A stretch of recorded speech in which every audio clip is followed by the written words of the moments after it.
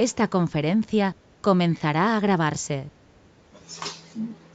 Olá, buenas noches a todos. Queria Natalia Suelen e estamos em mais uma classe com a professora Yanina Melis. E antes de começar esta classe, o segundo módulo, iniciaremos com uma oração.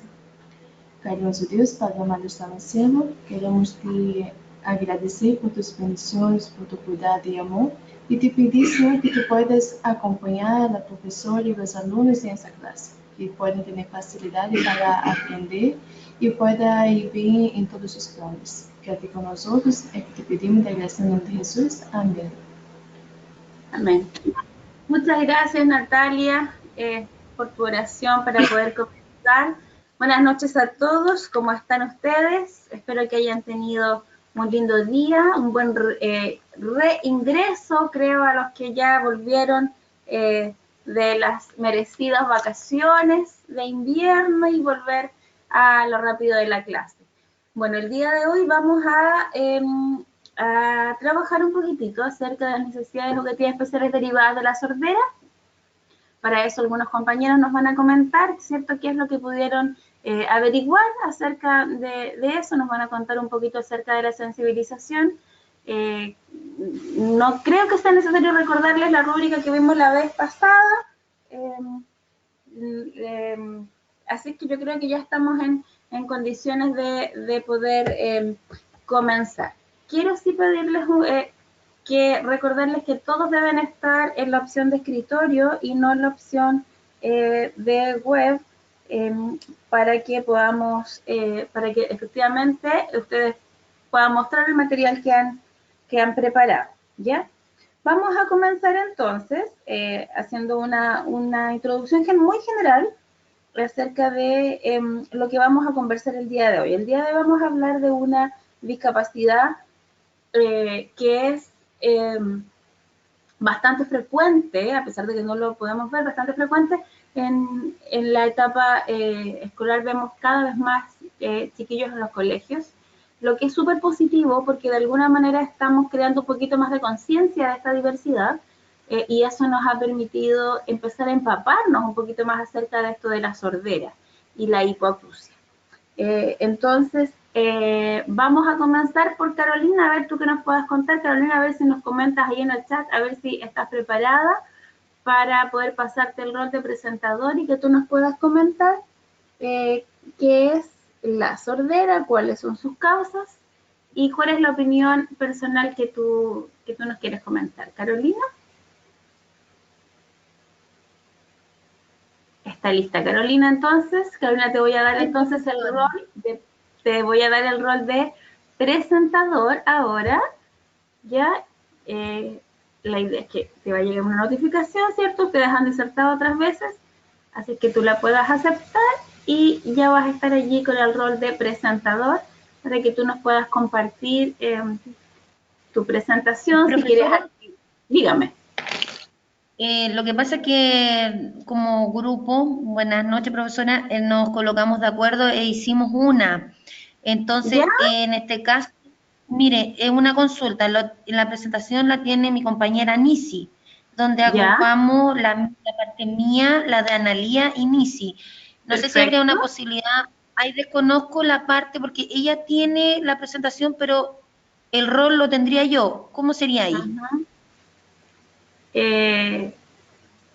Déjame preguntar cómo lo puedo yo, porque yo la verdad es que lo desconozco. Dame un segundo, Carolina, para ver. Ahora, si la situación no se puede, tendría que ver lo que yo tengo. No, bueno, me porque parece ella tiene todo tiene todo en la presentación. ¿Cómo? Que me parece súper bien que lo hayan trabajado en conjunto. Así es que lo que podríamos hacer es comenzar con Carolina. A ver, Carolina, déjame ver si le voy a dar a Nisi para que ver si ella puede, que ella nos puede prestar la presentación. Entre tanto, a ver si hay alguna posibilidad que te la pueda compartir, porque me parece que no se puede tener que alguien presente el material y otro tenga el audio. De todas maneras, denme un minutito para consultar. Pero si no, yo lo tengo acá, lo tengo listo. ¿Lo tienes? Si no se pudiera. Sí, porque sabes que es complejo poder dar el rol de presentador a 2 personas al mismo tiempo porque el sistema automáticamente elimina el otro presentador. Solamente podemos tener uno, ¿ya? Ya, ok. Entonces yo voy a partir, Yo lo veo profesora. No sé si perfectamente, estoy viendo perfectamente. Yo no sé si los compañeros ya nos pueden, a ver, ahí ahora se me escapó la imagen. A ver me si ve, o los sea, demás profesora, pueden ver ¿puede lo ver que mi Carolina. presentación o no? ¿Mi presentación? Quiero que los compañeros, Carolina, yo la vi recién, ya no la veo. Quiero ver si los compañeros pueden verla. Ya, ni si ¿La bien. presentación mía En se este logra ver, profesora, o no? recién la vi, pero ahora ya no la logro ver. ¿Los demás Ya, la pueden ver? presentación. A ver si los demás... sí, mira, se veía tu presentación, Carolina, pero ahora ya no. Bueno, a veces nos pasa esto Tenemos un segundito. con el sistema. Voy a... Sí. Con ¿Ahí? calma. Eso, ahora sí la Sí. estamos viendo. Ahora Ya. sí la vemos. Ya, ok. Vamos a trasladar esto acá. Ahí sí. Ya, profesora, como usted mencionaba, decidimos hacer un trabajo en conjunto. Aquí hicimos un compartir de lecturas. Aquí lo que es WhatsApp nos ayudó harto, así que voy a presentar, como usted nos encomendó por distintas tareas. Bueno, a mí me tocó ver la parte que es la discapacidad auditiva, en este caso la sordera, que también me voy a referir un poco a lo que es la hipoacusia, y qué la provoca, cuáles son las causas y la opinión personal que tengo con respecto a este proceso de sensibilización, que es lo que entiendo que es lo que se quiere lograr. Bueno, este grupo lo compone, que les habla, la profesora Carolina Utreras, la profesora Nisi Ramírez y la profesora Analía Faúndes.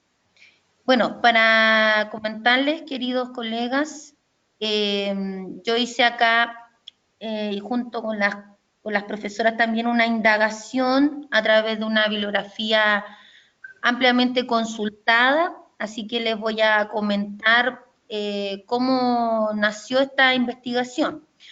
Bueno, primero se revisó una bibliografía con la autora Gema Casinares, es del 2015, Alumnos con déficit auditivo, un nuevo método de enseñanza para el aprendizaje.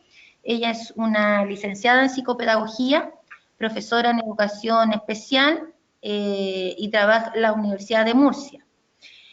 También se consultó al libro de Lilian Flores y Pedro Barruecos, El niño en edad preescolar del año 91.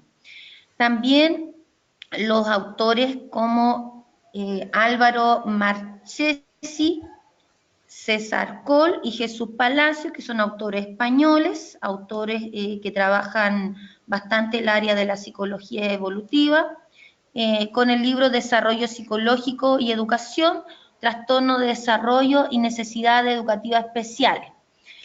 También se hizo una consulta en lo que es el Mineduc, por el decreto 170 del año 2010, que fija las normas para determinar los alumnos con necesidades educativas especiales que serán beneficiarios de las subvenciones para la educación especial. Ahí está citado lo que es el link, si alguno de ustedes después quiere ir consultando.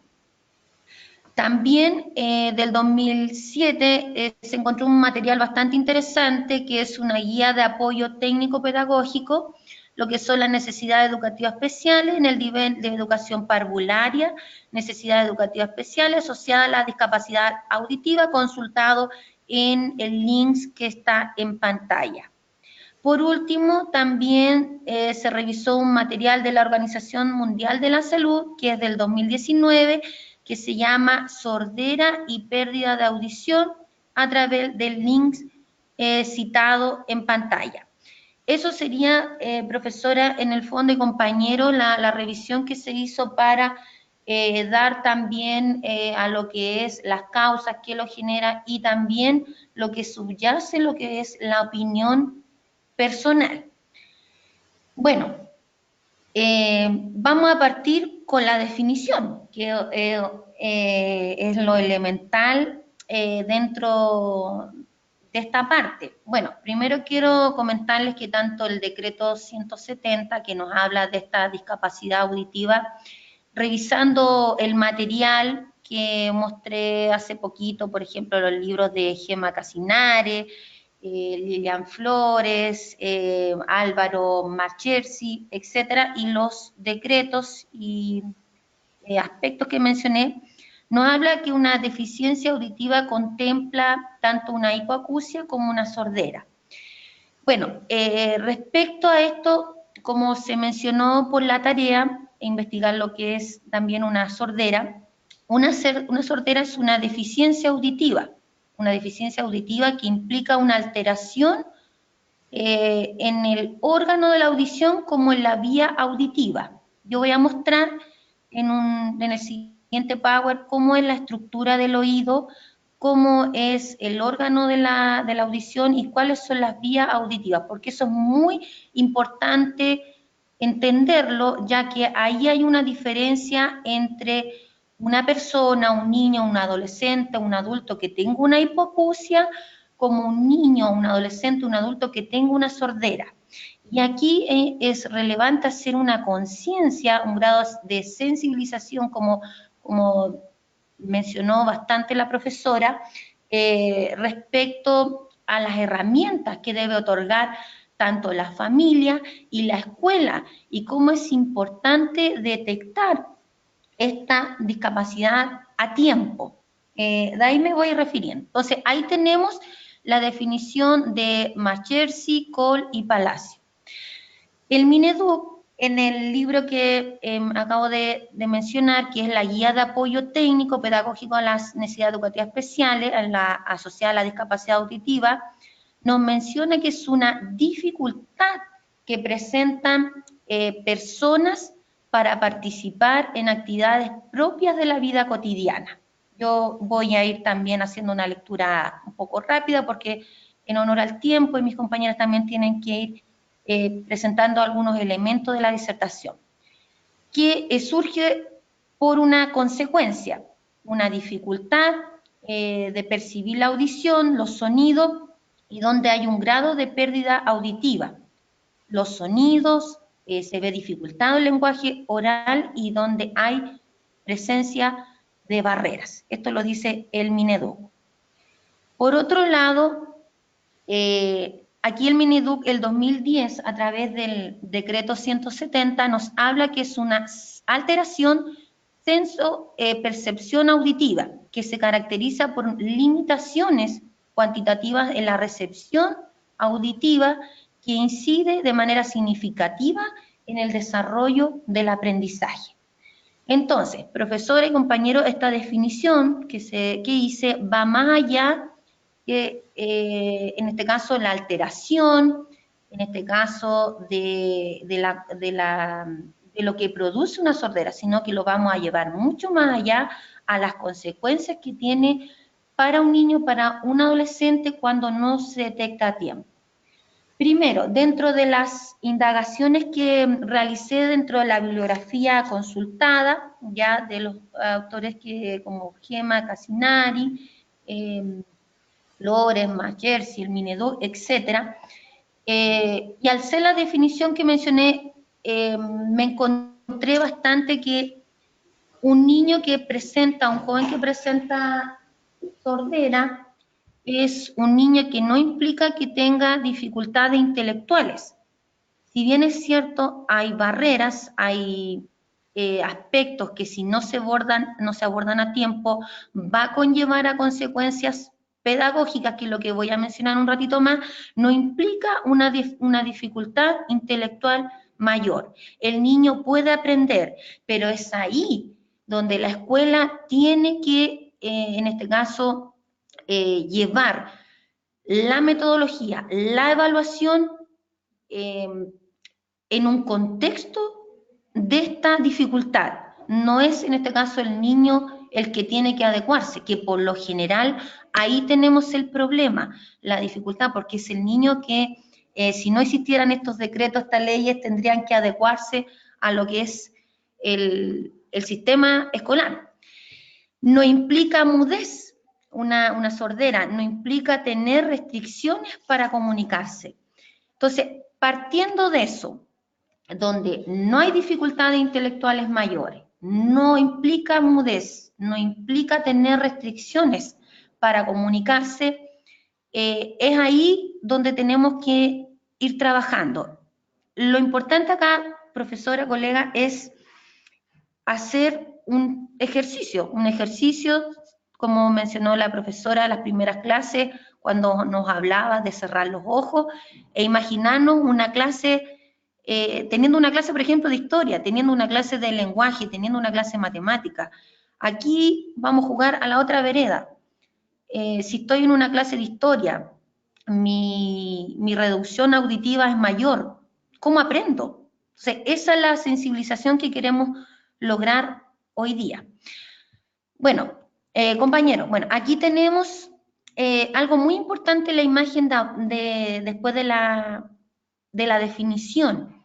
Tenemos la estructura del oído. ¿Qué tan importante es el oído como órgano, en este caso, donde podemos también adquirir los aprendizajes? Junto con la visión, el tacto, etcétera, el oído también constituye un elemento muy importante. Recuerden que hablamos los canales de aprendizaje, los canales, cuando nos clasificamos si somos auditivos, somos visuales, sinestésicos o kinestésicos, o una combinación de visual, auditivo. Imagínense acá un niño que presenta, un joven que presenta dificultades, ya sea una hipoacusia o una sordera. Entonces, aquí tenemos la estructura del oído. La estructura. Aquí tenemos, obviamente, todo lo que es el oído externo, ya aquí lo voy señalando con mi cursor, lo que es el oído medio, ya, compuesto, en este caso, por pequeños huesitos, como es el martillo, el yunque, el estribo, y lo que es el oído interno. Bueno, cuando hablamos de un sonido, ¿cierto?, que lo voy a referir en un ratito más, tenemos una onda, ¿cierto? Una onda de sonido que va a entrar por la estructura que es el oído. Aquí entra el sonido. Y este sonido va a entrar y se va a canalizar ya en lo que es la estructura interna, lo que es el tímpano.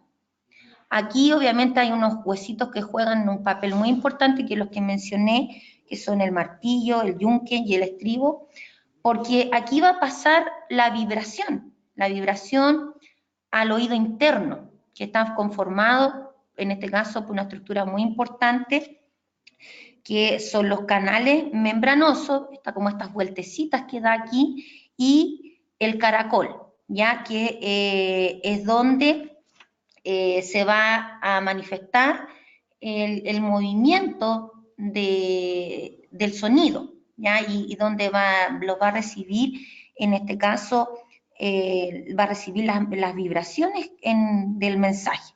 Y se va, obviamente, a producir la traducción de los sonidos. Entonces, esto es muy, muy relevante. En un oído, obviamente, que no tiene dificultades, no hay mayor, en este caso, problemática. Sin embargo, es importante mencionar por qué es importante el oído, ¿ya? Para hacer la sensibilización que lo va a comentar mis compañeras en un ratito más. El oído es importante porque implica la dirección de un acontecimiento, lo que yo escucho, no sé, el cerrar la puerta en una sala, por ejemplo, conformar grupos. Cuando yo conformo grupos doy vuelta a mesas, sillas. Imagínense si mi audición es baja o un grado de sordera, una sordera profunda, mayor, y la profesora, pongámonos en un contexto que estoy mencionando, por ejemplo, dice armar grupos. Un niño sordo ¿escuchará instrucciones si no tenemos un modelo inclusivo? Entonces, ahí ya tenemos una barrera, una barrera. El oído va a localizar un estímulo. Si veo si el estímulo viene, por ejemplo, al costado derecho, al costado izquierdo, de adelante, de atrás, va dirigiendo, en este caso, la rotación de mi cabeza. Detecta la intensidad de un sonido. Si un sonido, por ejemplo, es fuerte, si es bajo, ya que yo lo voy a mencionar en la siguiente diapositiva. Detecta, en este caso, la percepción del espacio, dónde estoy, qué en el fondo me va a direccionar, en qué ámbito socioespacial me encuentro. Entonces, eso es importante definir en un contexto sano. Pero estamos hablando en estos momentos de una sordera, ¿ya? Y aquí tenemos que hacer este viaje necesariamente, ¿ya? Tenemos un sonido, ¿sí? El sonido, ¿cierto? Partiendo de la base, el sonido sirve para expresar el nivel o potencia de la intensidad, en este caso, de algo. Se mide en decibelios. Y entonces esta intensidad, esta presión que va a entrar por el oído, va a seguir una onda sonora. Esta onda, ¿cierto?, va a tener tres características que son muy importantes, que es la frecuencia. En el fondo, el número de vibraciones que yo estoy sintiendo por un sonido.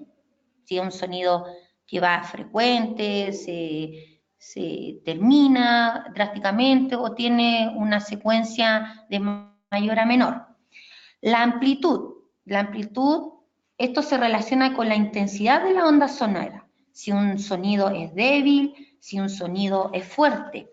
Y aquí hay una clasificación bien importante que hace Gemma Casinare, por ejemplo, nos habla cuando hay una medición en 20 decibelios, corresponde, como dice esta autora, a un cuchicheo, a una conversación muy baja. De 50 a 65, una conversación normal.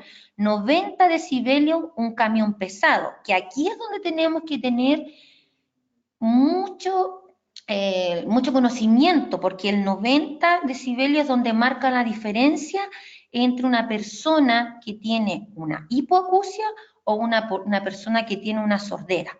Y hay un rango que es 120 que nos habla de una sordera profunda. 100 decibelios, sonido del metro, a 120 decibelios, un trueno intenso. Aquí tenemos ya un límite. Imagínense una persona que tiene una sordera muy profunda, ¿cierto? Entre 100 y 120 decibelios, que vaya al metro de Santiago. Escuchará ese metro, ¿ya? El trueno, un trueno intenso que en lo personal mucho miedo les tengo, que es algo muy intenso, y el umbral que nos habla esta autora, que es de 130 decibelios, que es un umbral doloroso. Por otro lado, nos habla de la forma de la onda, que en el fondo es el timbre que nos permite distinguir entre dos sonidos de igual frecuencia o intensidad. Y aquí es donde tenemos a mano derecha la clasificación. Tenemos una audición normal, ¿cierto?, que es la que estuve mencionando, una deficiencia auditiva ligera, que aquí es donde entramos ya a hablar de una hipoacusia entre 21 a 40 decibelios, una deficiencia auditiva media que Gemma Casinare habla que corresponde a una hipoacusia media, una deficiencia auditiva severa, también lo habla de una hipoacusia severa de entre 71 a 90 decibelios, y aquí tenemos ya la línea divisoria, ¿ya? ¿Por qué? Porque hay una diferencia entre una persona que tiene una hipoacusia a una sordera. Una deficiencia auditiva profunda, 91 a 119 decibelios, una sordera, como lo que mencioné, y ahí ella lo clasifica en 3 grados, grado 1, 2, 3, que no voy a entrar a especificar por honor al tiempo, y una deficiencia auditiva total, que es una cofosis, entre 120 decibelios a más. Entonces, aquí es el límite que nos habla tanto César Coll, Gemma Casinari y todos el decreto 170 y los documentos del Minedo. Aquí es el rango de límite, el 90 decibelios. Aquí estamos en un rango 0 a 20, repito la idea, de audición normal, pero cuando no es normal llegamos a una hipoacusia.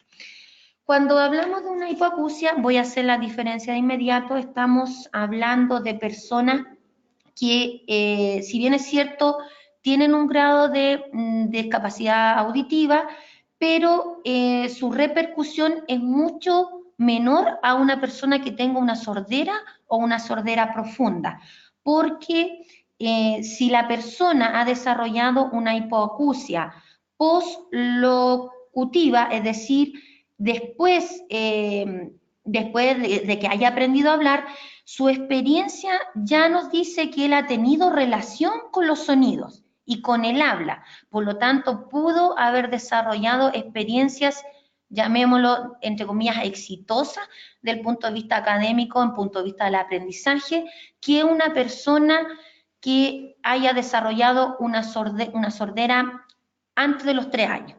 ¿Ya? Entonces, ahí tenemos que hacer una diferencia. Puede, en este caso, acceder a una prótesis auditiva, que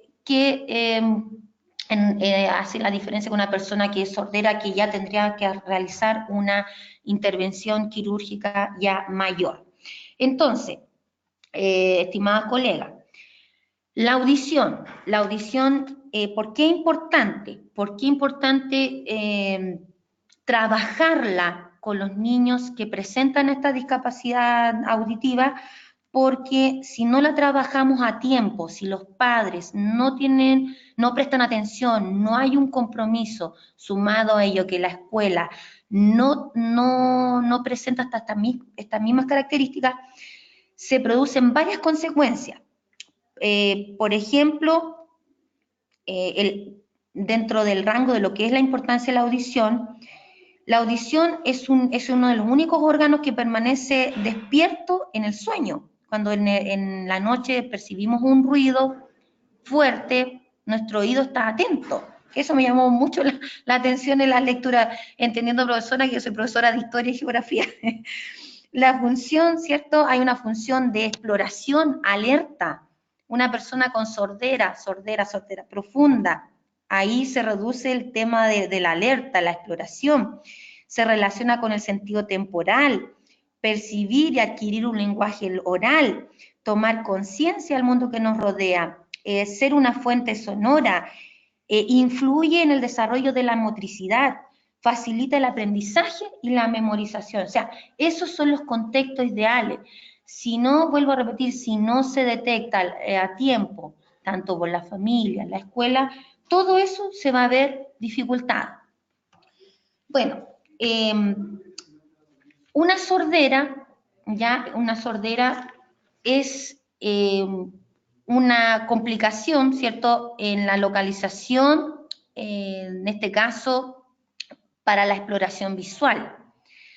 Puede afectar la noción de la rapidez, se percibe una realidad más plana, no distinta. Vuelvo a repetir, cuando el profesor cierra una puerta, da instrucciones, entonces todo eso el niño, el joven, el adulto ve dificultado esas instrucciones, lo que está pasando a mi alrededor.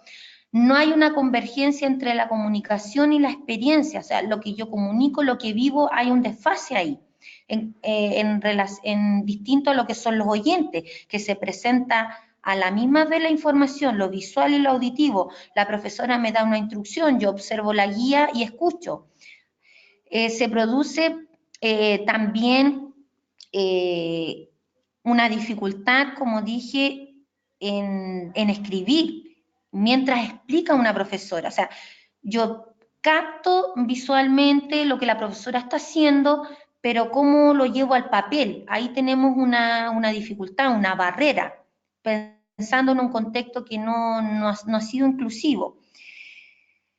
Y hay una diferencia muy importante cuando una lesión en el oído es, dónde es, en qué zona es, como mostré en la imagen anterior, si es una lesión en el oído medio o interno, ahí hay una diferencia. el grado de pérdida auditiva, que es lo que mostré recién en la diapositiva. Si es 40, si es 70, si es 90, 120, marca la diferencia. La edad de la aparición de la deficiencia auditiva, si antes de los 3 años, después de los 3 años. Las causas de la sordera, al hacer la indagación por Gemma Casinaris y Macherzi, Colli Palacio, hablaba de 3 causas, incluso 4 causas, pero ellos se marcaban más hacia esta tendencia.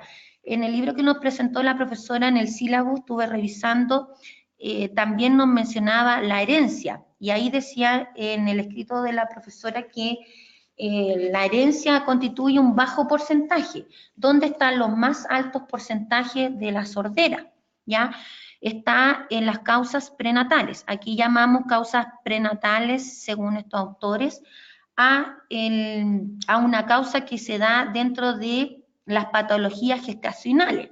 Pensemos en una mamá que por ese motivo tiene una infección pulmonar en el periodo de gestación, tiene una dolencia estomacal, tiene un problema en las vías urinarias, tiene un problema en la sangre.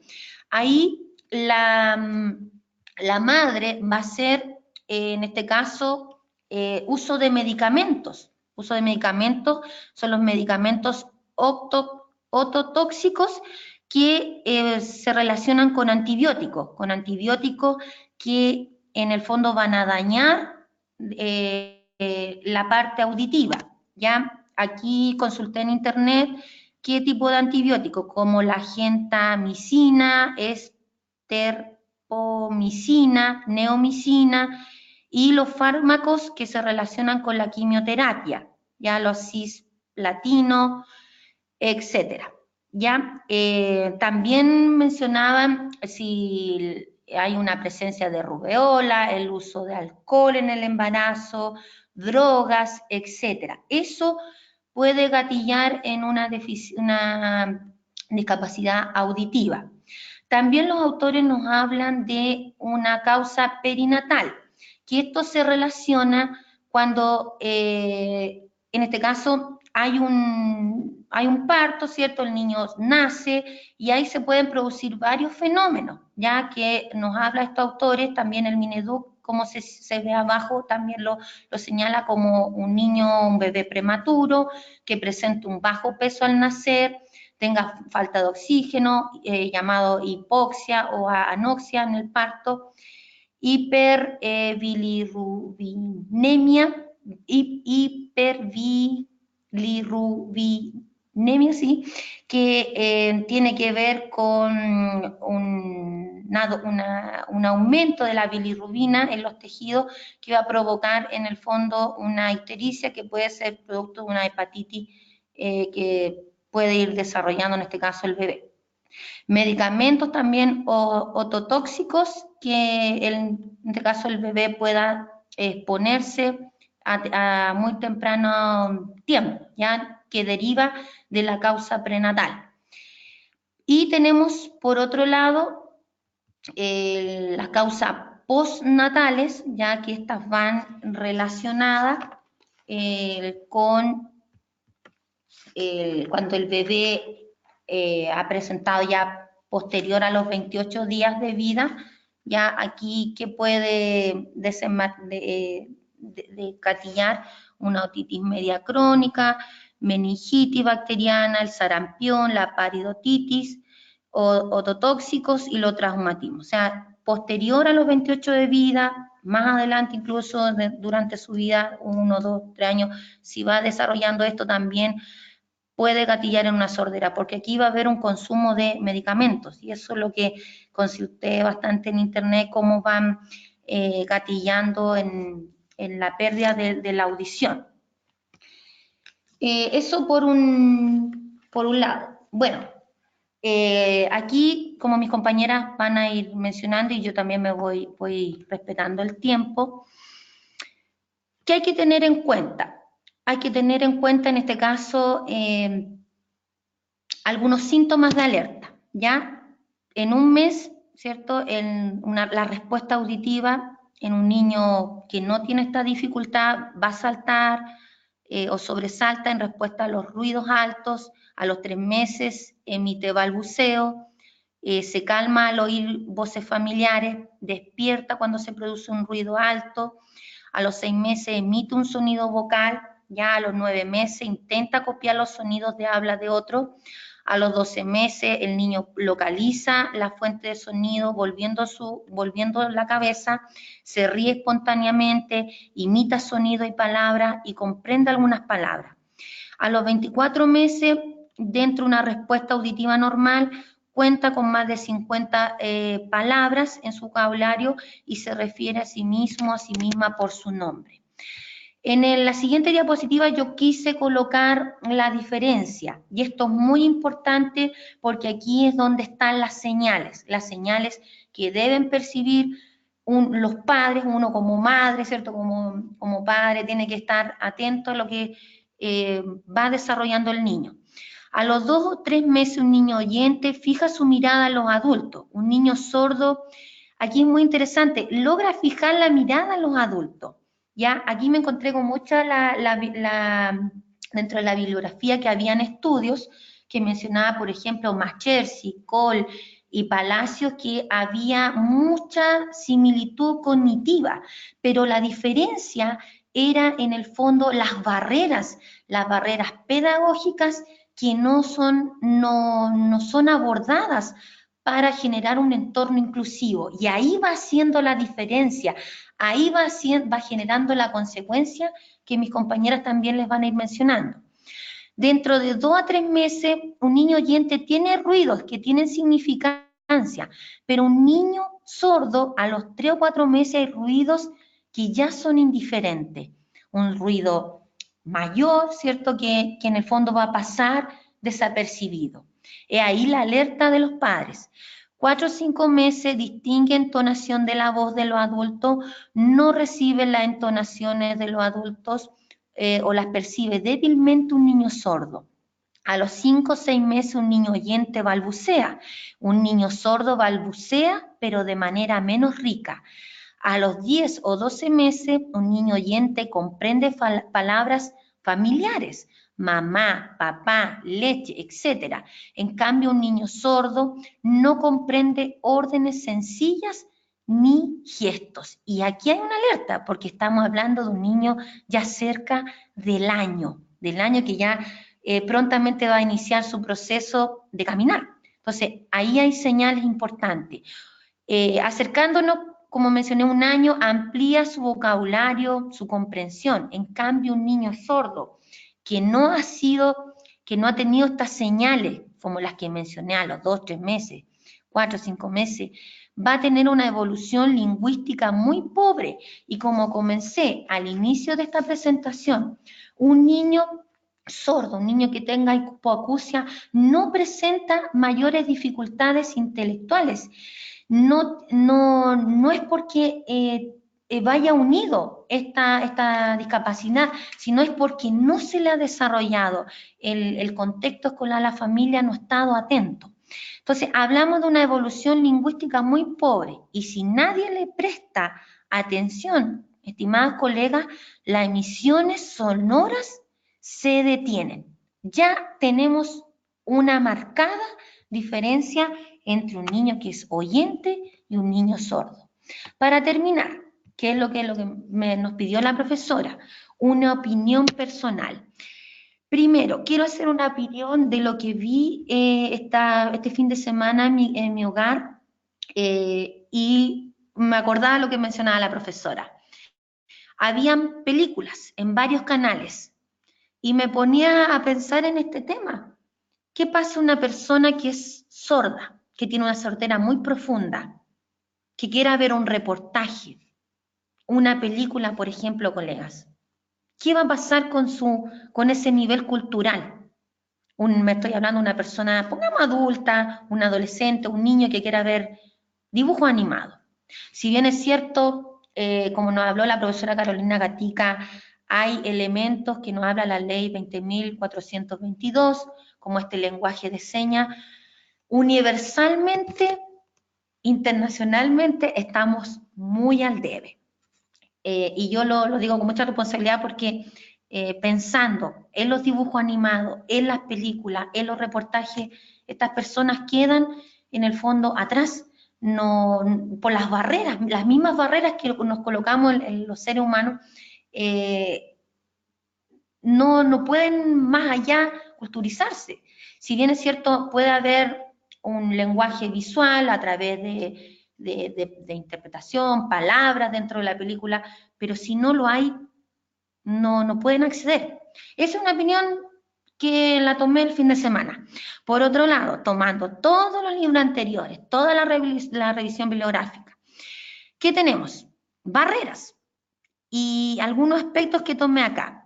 La ausencia del sonido limita el acceso del lenguaje, eso está claro, de por sí, y lo que va a influir en el desarrollo del pensamiento abstracto y reflexivo, unido a acciones poco inclusivas. Dentro de una escuela me estoy refiriendo, que nosotros como docentes no abramos nuestra mente, no consideremos a estas personas, ¿cierto?, que tienen estas dificultades, obviamente esto se va a ir aumentando. Y como tenemos que hablar de contextos inclusivos, eso no puede ocurrir, porque también son personas, también tienen el derecho a la educación. Cuando lo vimos en el primer módulo con la profesora Carolina Gatica, que nos hablaba del derecho a la educación. Entonces ahí no estaríamos cumpliendo lo que es la Ley General de Educación, la Ley 20.370, y si queremos lograr una calidad de educación, como nos habla la Ley 20.529, nos estamos quedando, estimados colegas, cortos en estrategias, cortos en acciones para considerarlos a todos ellos. Complica la adquisición de la lengua oral. En apropiarse la información se estaría desconectando con el entorno. Eso es algo muy interesante que encontré y la opinión sería qué difícil es. Y encontré dentro de las lecturas que el niño que tiene una dificultad auditiva, lo que más desarrolla es la parte visual, pero un niño oyente ambas las combina, pero aquí es donde el niño tiene que, sobrellevar esta situación y para lograr el aprendizaje tiene que aumentar, en este caso, el poder de la parte visual, desarrollarla aún más. En las primeras edades repercute en el lenguaje y en el desarrollo cognitivo y social. ¿Por qué? Porque el niño va, desde el punto de vista cognitivo, va a tener dificultades en la obtención y procesamiento de la información. ¿Qué es lo que me dice la profesora? ¿Qué es lo que está mostrando? ¿Qué es lo que hay que realizar? Ahí hay una dificultad. Y en la interacción social, es decir, en los pares, ¿cómo se va sociabilizar? Me llamó mucho la atención dentro del libro de Machersi, de Álvaro Machersi, Cole y Palacios, que hablaban que ellos tienen dificultades afectivas porque presentan de cierta manera una baja socialización. Los niños oyentes poco se van a relacionar con ellos. Entonces, ¿cómo es importante que la escuela sea inclusiva tanto del proyecto educativo institucional hasta las acciones? Y las acciones mínimas, que es, por ejemplo, la socialización.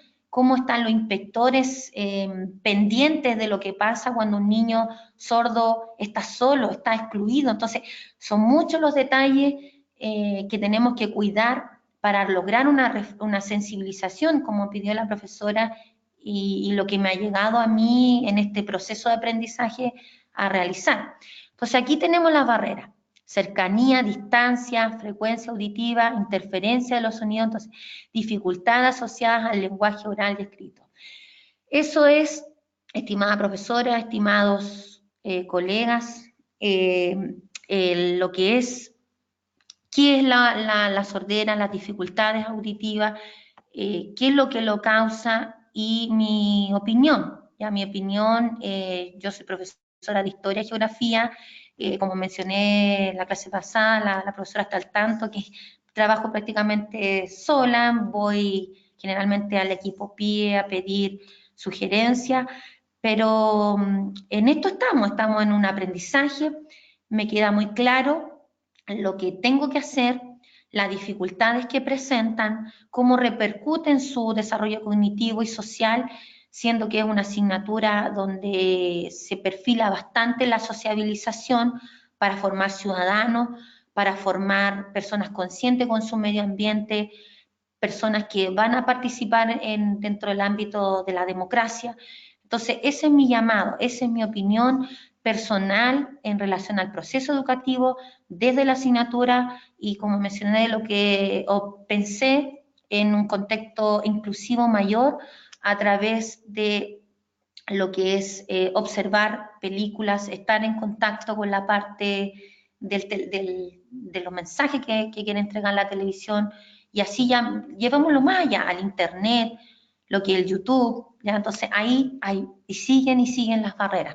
Pero eso es lo que estamos llamados, colegas, desde lo básico del colegio a cambiar nuestras prácticas y nuestras acciones.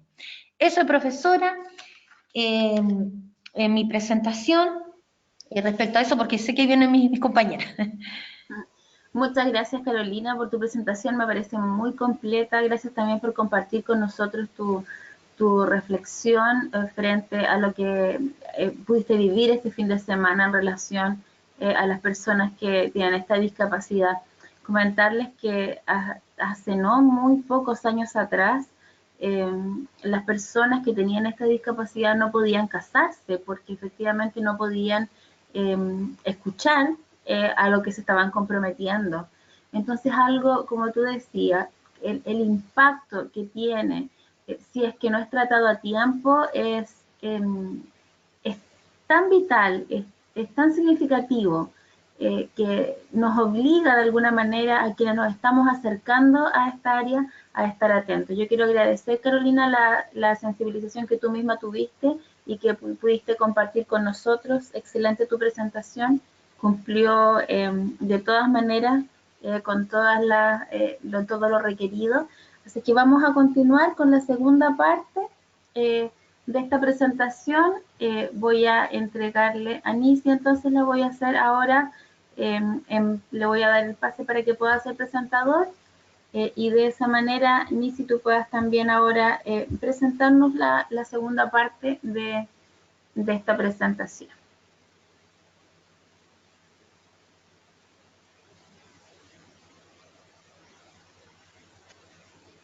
Buenas noches, ¿me escuchan? Yo te escucho perfectamente. Ya, súper. Buenas noches a todos mis compañeros y compañeras. Quisiera preguntarles si se ve la presentación. Se ve, yo la veo perfectamente en el modo en que está el modo pantalla completa. Ya, ok. A ver si los demás nos comentan. Ya, súper. Entonces, voy a tratar de hablar de los mitos, sugerencias para el aula y mi opinión personal, que era la parte que me correspondía sobre esta necesidad educativa especial que nuestra compañera Carolina ya introdujo, ¿cierto? Que es la sordera o hipoacusia. Bueno, primero es derribar mitos. Entre algunos mitos se encuentran afirmaciones tales como la lengua de señas es una lengua internacional. Todos los sordos saben leer y escribir. Los sordos saben lectura labial, etc. Y así, un sinfín de creencias y saberes colectivos que hacen a la construcción social del ser sordo algo equivocado y alejado de la realidad.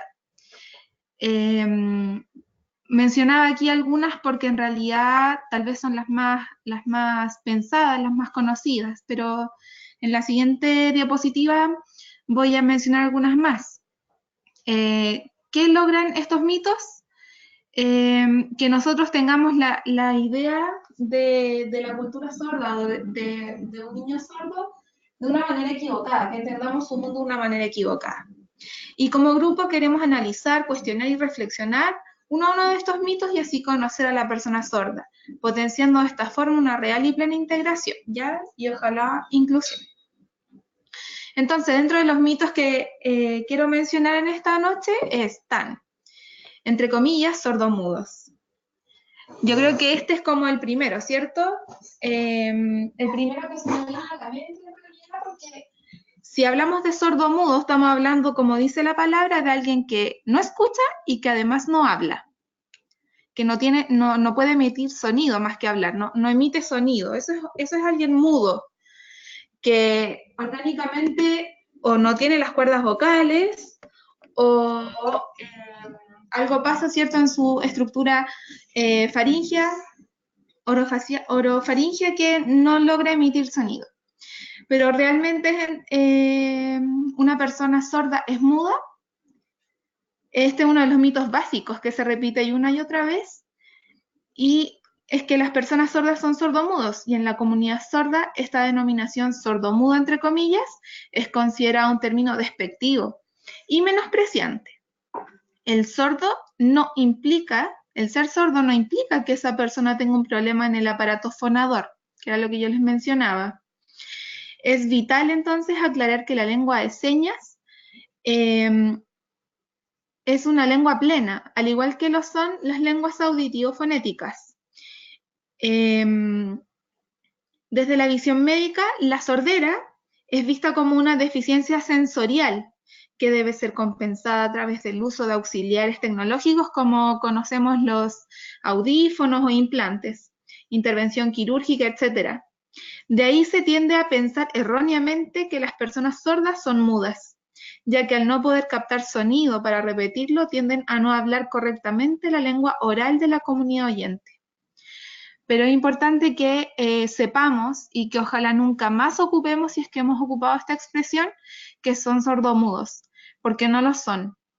De hecho, las personas que tienen esta condición de ser sordos, ríen, gritan, lloran, así que no son mudos. No sé si se entiende o si hay alguna consulta en relación a este término. ¿Qué más? El siguiente mito que quería mencionar es que la lengua de señas es universal.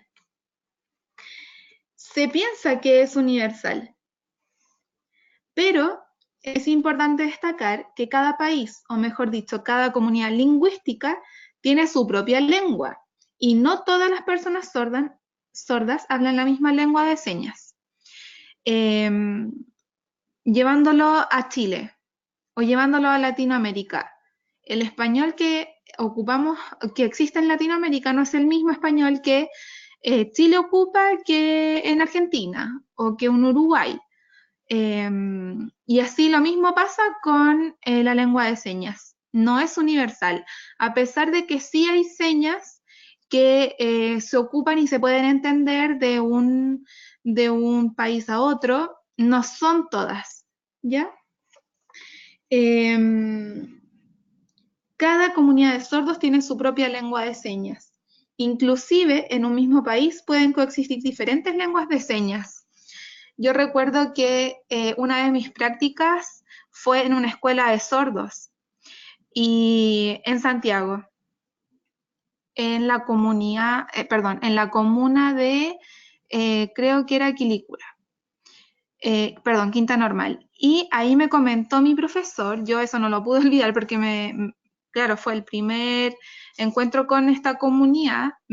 El profesor me dice: Nisi, tú aquí vas a aprender lengua de señas, pero si vas a Las Condes, por ejemplo, o a Maipú, seguramente vas a encontrarte con unas palabras, con señas que significan otra cosa, o que esta misma palabra se dice de otra manera con otra seña. Entonces, de hecho, en una misma ciudad, pensando en Santiago, en la región metropolitana de Chile, se ocupan distintas señas, ¿ya? Entonces, no es universal. Ese mito, entonces, lo derribamos. Otro mito también que quería compartir con ustedes y mencionarlo es que la lectura labiofacial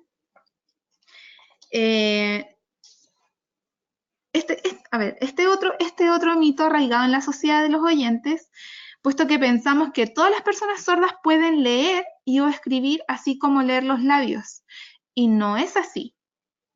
Para poder responder esta falacia o este mito, se debe preguntar si todos los oyentes pueden leer y o escribir en otras lenguas. nosotros que somos normoyentes u oyentes, no decir normoyentes, oyentes, ¿podemos leer y escribir y entender el inglés, por ejemplo, solo por ser oyentes? No, ¿cierto? U otro idioma. El acceso, ¿cierto?, a una segunda lengua, como lo es el inglés para los hispanohablantes, se debe hacer mediante la enseñanza del inglés como segunda lengua. Para la comunidad sorda, entonces, la adquisición del español se debe brindar de la misma forma. Aprender y desarrollar varias lenguas. Esto va a ayudar a que, en el caso de que un sordo nazca con esta condición, esta persona nazca con la condición de sordera, ya sea prenatal o perinatal, se le enseña a leer la cara y los labios. No es que ellos, por ser sordos, lo sepan. De hecho, que un sordo sepa leer, sepa la lectura labio facial, lo hace bilingüe, puesto que su idioma o su lengua materna es la lengua de señas. Entonces, al tener la lengua de señas más aprender el español tal como se habla, para leer los labios, o bien también leer lo que uno escribe con los grafemas, hace que esta persona sorda sea bilingüe, que es también el mito que tengo abajito escrito. Sordos bilingües, sí, así tal cual. Otro mito que quiero que ojalá derribemos es que las pérdidas auditivas son iguales y no lo son.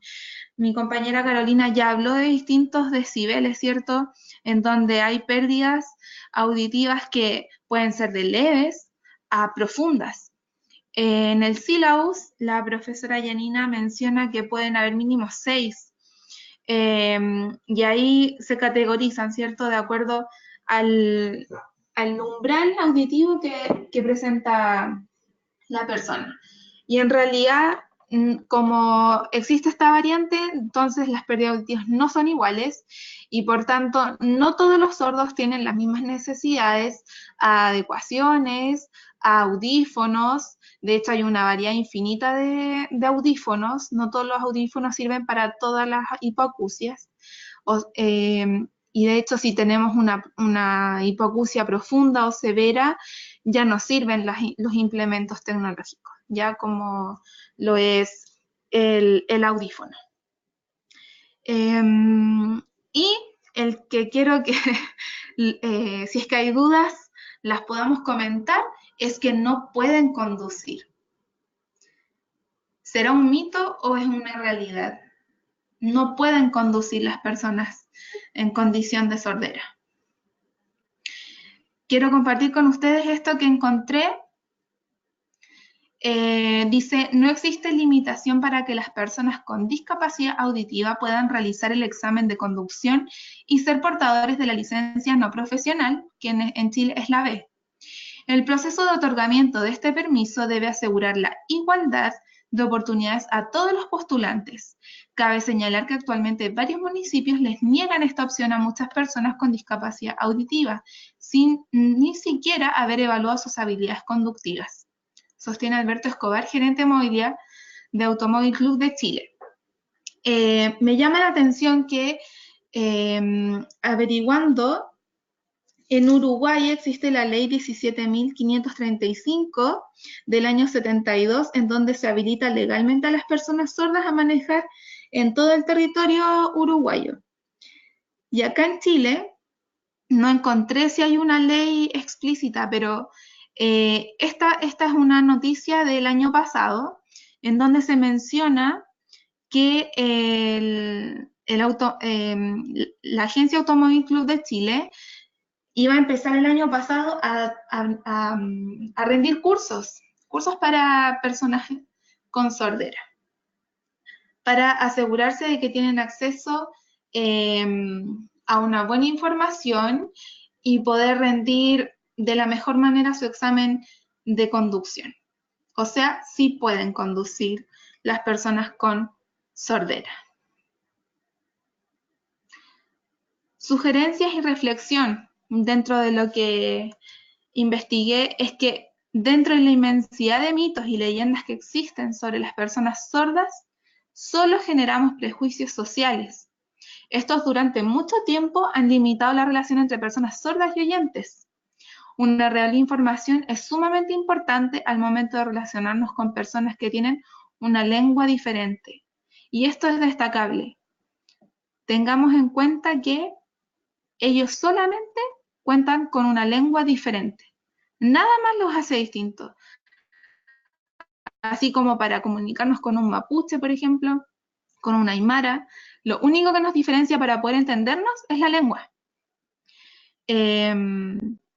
Frente a los mitos que hemos conversado, esta es mi opinión personal y una invitación para todos, es que tomemos una postura de respeto hacia la comunidad sorda y empecemos a interactuar con ellos como cualquier otro grupo de personas, a quienes hay que conocer, pues todos son distintos y con capacidad igual o más que nosotros los oyentes.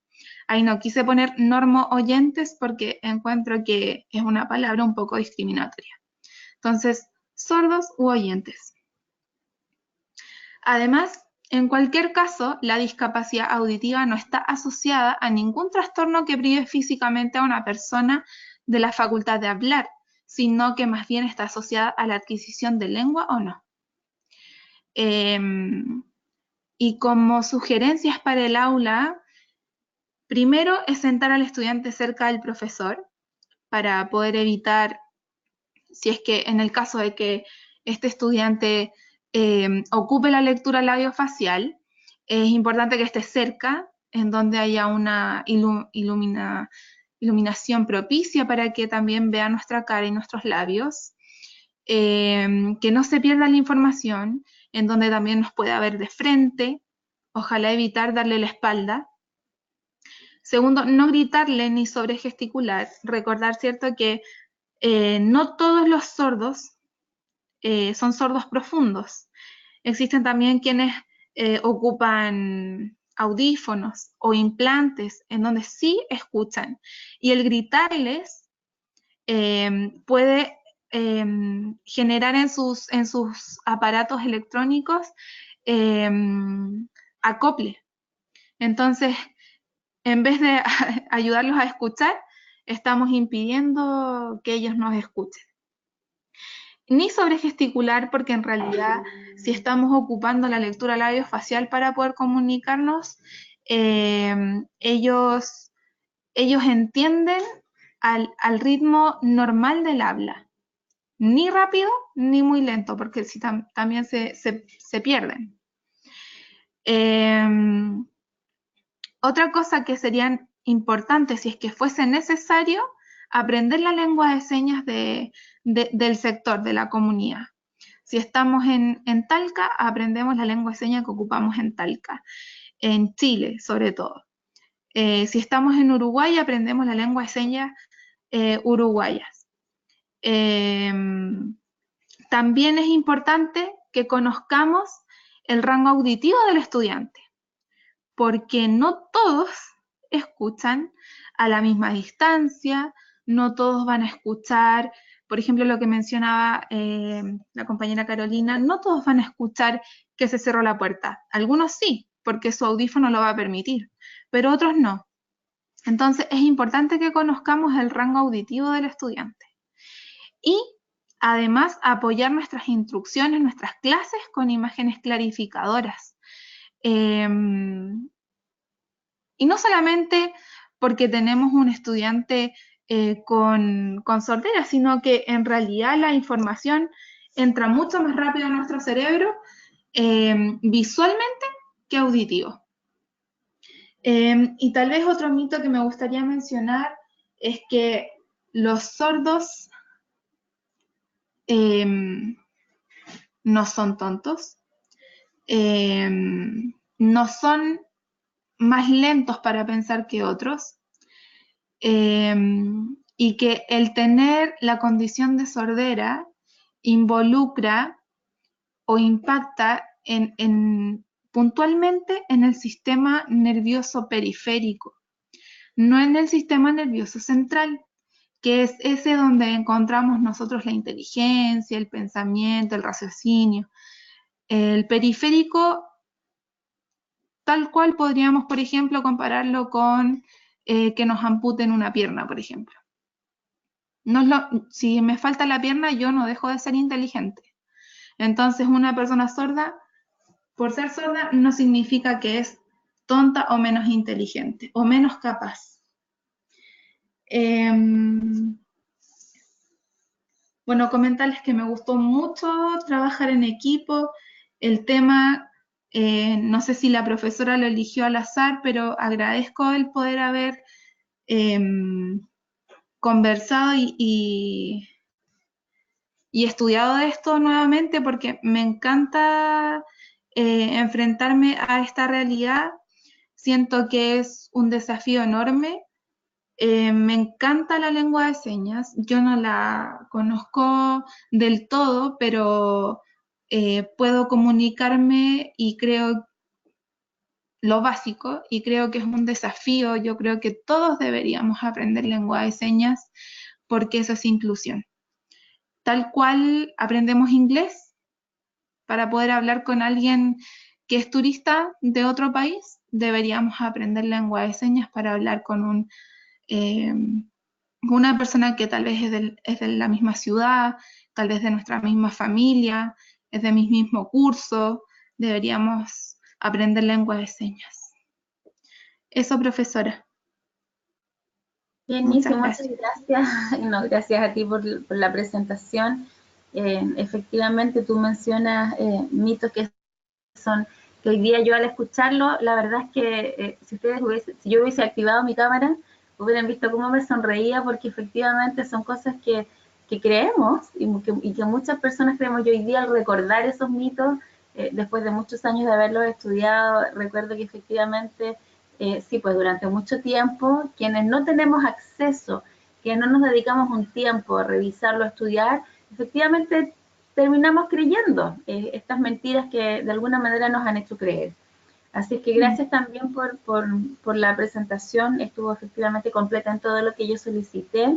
Efectivamente fue al azar la distribución, oré mucho sí antes de hacerlo, dije, Señor, ayúdame para que efectivamente esto pueda ser de esa manera, de tal manera que todos podamos ir aprendiendo. Así es que así fue, al azar, cada uno, yo fui sacando papelitos con sus nombres y fui distribuyendo a medida que iban saliendo.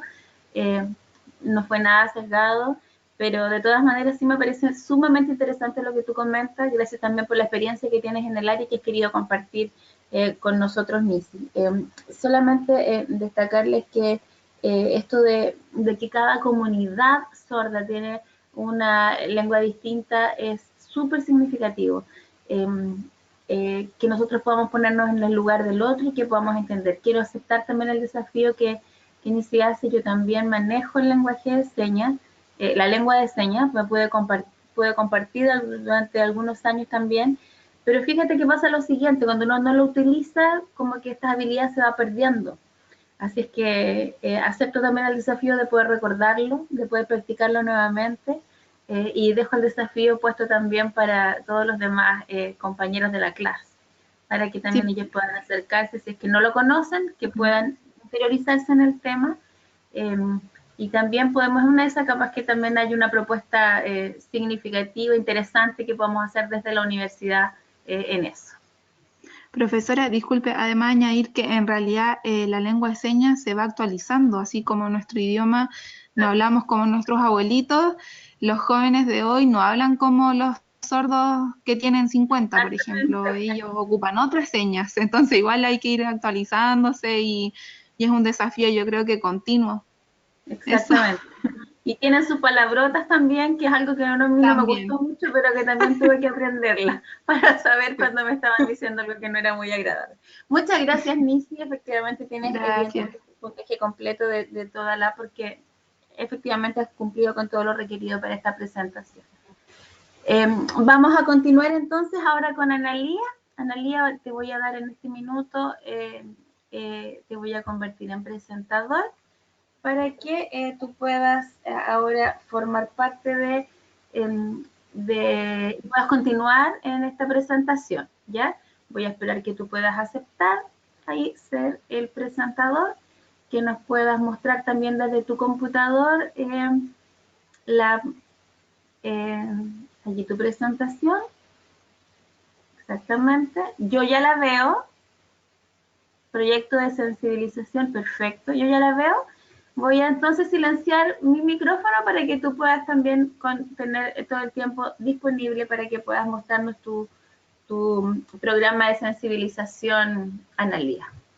Recuerda encender tu micrófono. Hola, profe. Analía, algo pasó allí que ¿Hola? no... Te puedo escuchar, pero no puedo ver tu presentación ahora.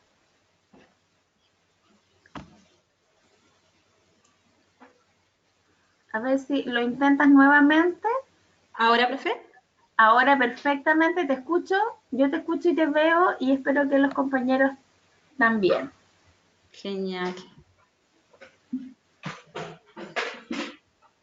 Bueno, a mí me tocó la parte del proyecto de sensibilización, al cual le llamamos Aula en Silencio.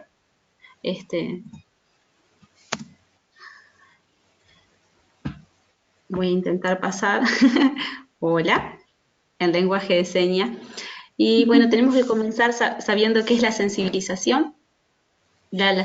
Como dice acá, disculpe, profe, que estoy re nerviosa. Analia, vamos con calma, no te preocupes. Lo bueno es que no te vemos. Así que si tú nos dices que estás nerviosa, nosotros ni nos enteramos. Genial, entonces.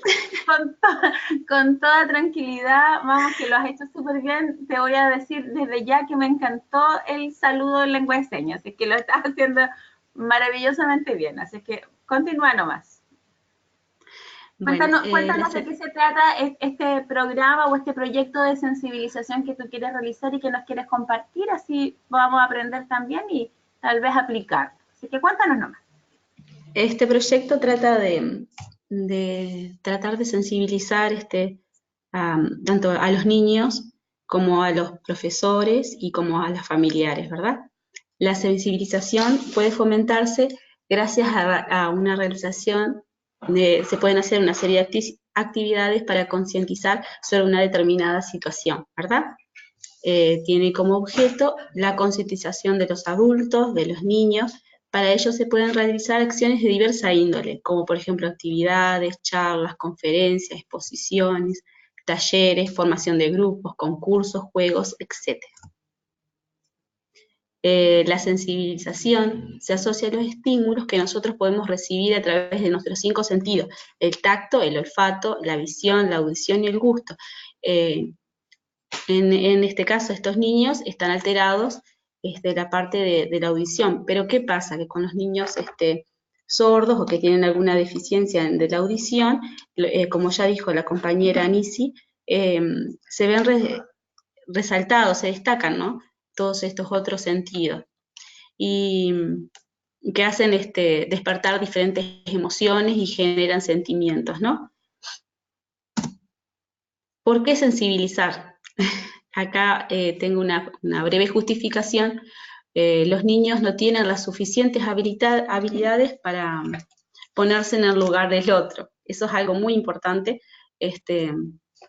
tener en cuenta. Igual incluso a los adultos nos cuesta hoy día, ¿no? No tiene lo que llamamos empatía, que es esa de ponerse, como ya lo dije, en el lugar del otro, sino que están en plena construcción. Por este motivo es que no son capaces de darse cuenta, por ejemplo, del daño que le pueden hacer a otro niño y las consecuencias que eso puede traer. Por ejemplo, discriminarlos, no aceptarlos, rechazarlos, no querer jugar con ellos, no tratar de entenderlos, un montón de consecuencias que se dan, ¿no? Y ellos por lo general están centrados cada uno en sí mismo, en conocer sus propios sentimientos y pierden de vista las emociones y sentimientos de las personas que lo rodean. La empatía es una capacidad imprescindible para relacionarse con los demás, ayuda a la socialización, construyendo habilidades sociales. Es por eso que el docente, o sea, todo maestro, profesor, en el aula tiene un rol muy importante, ese rol de mediador, de acompañar al niño sordo y también a los demás niños oyentes a que puedan comprenderlo, ¿verdad? Esto tiene como objetivo, para poder incluir a estos niños, fomentar la integración de alumnos sordos, aprender de forma divertida, los signos básicos del lenguaje y el alfabeto dactilógico. Los niños, cuando tenemos una inclusión de niños no oyentes o que pueden oír parcialmente, necesitamos que todos comprendamos las lenguas de señas, por lo menos lo básico. Motivar al alumno oyente a comunicarse y a relacionarse con los alumnos sordos. Los alumnos, acá hay un breve esquema para tener en cuenta qué contenidos de aprendizaje abordar, ¿verdad? Hay recursos que son muy necesarios, los espaciales, los ambientales, los humanos y los materiales. Todo esto se pone en juego en el momento de querer, para la parte de inclusión, para la parte de los saberes. Son niños que necesitan mucho el recurso, necesitan mucho estar acompañados, y también de los espacios, ¿verdad? Porque son muy sensoriales. Acá, por ejemplo, tengo actividades para que los niños con problemas auditivos se puedan tratar de mejorar, ¿verdad? Mejorar su desempeño. En caso de hipoacusia, los docentes del aula y especialistas en dificultades de aprendizaje tienen que realizar actividades que ayuden al niño a adaptarse en su entorno. Estos niños, en su mayoría, demuestran curiosidad por palpar objetos, centrando su atención en colores llamativos, figuras que se mueven, fotografías e ilustraciones. Por dicha razón es importante potenciar esa curiosidad. O sea, nosotros debemos fomentar todos esos sentidos que el niño los posee, los tiene, para que el mundo se le haga un poco más fácil. Porque, como ya mencionaron las compañeras anteriormente, hay barreras que hace que sean más dificultosos para ellos, ¿no? Facilitando el aprendizaje, aprovechando los intereses y las habilidades que tiene cada niño. Cada niño tiene sus inteligencias que son múltiples, ¿verdad? Y nosotros tenemos que ver cuáles son las que tienen, en qué son más fuertes ellos, para reforzar positivamente todo eso. Entre las actividades más propicias para fomentar el aprendizaje de los niños con capacidad auditiva tenemos acompañar los signos e imágenes en la verbalización, de modo que al mostrarle al niño cómo suena cada palabra, él podrá aprender a leer los labios, facilitando su comprensión en la comunicación con otros. Como decía la compañera anteriormente, no todos pueden leer los labios, ¿no? Cada vez que alguien habla. Eso es algo que se tiene que enseñar desde muy pequeño para apoyarlos y que tengan otras habilidades. Estimular el lenguaje, una discapacidad auditiva no implica ningún impedimento para hablar, como también ya me mencionaba la compañera anteriormente, no quiere decir que si no escucha no puede hablar. Es un mito. Por ello es necesario reforzar estos aspectos, porque evidentemente al no escuchar los sonidos se les dificulta expresarse y hablar. A veces los niños con implantes cocleares pueden hablar, pero su habla no es tan clara. Pero sí pueden expresarse, sí pueden comunicarse, pero es más dificultoso, ¿verdad? Cuesta mucho más. Una estrategia efectiva para emplear las letras de canciones, haciendo que los niños las repitan, también promover lecturas de cuentos que motiven su fortalecimiento en el vocabulario y en la fluidez. Acá trabajamos un poquito más los fortalecimientos, efectuar juegos de integración, donde el niño con hipoacusia debe seguir indicaciones breves, participando de manera dinámica con los otros. Fortalecer canales visuales y táctiles, colocando objetos en la mano del niño para que se sienta movimientos y texturas, realizar pinturas, dibujos, plastilina, crear diversas manualidades, títeres, entre otras ideas artesanales. Ahí tenemos una infinidad de estrategias que podemos utilizar en la parte visual y táctil, que hoy la tecnología nos nos permite avanzar, ¿verdad? Utilizar juegos en la computadora, como los laberintos, Buscamina, bueno, todo lo que es parte táctil, ¿no?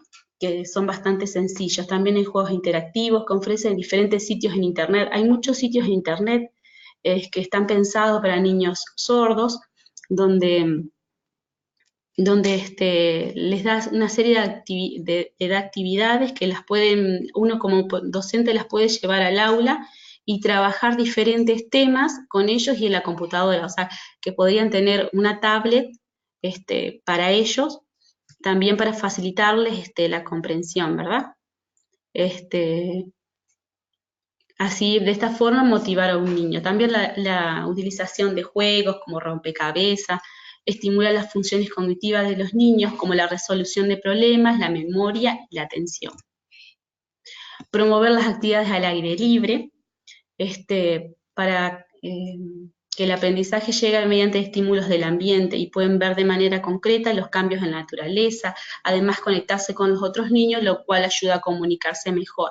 En este punto es muy importante estar al pendiente de los niños en situaciones de recreo y de esparcimiento, para ayudarlo al mejoramiento, al relacionamiento, con sus pares, ¿verdad? Uno no es que tenga que estar todo el tiempo encima de ellos, porque si no la sobreprotección también está mal, hace que perjudicar al niño, ¿verdad?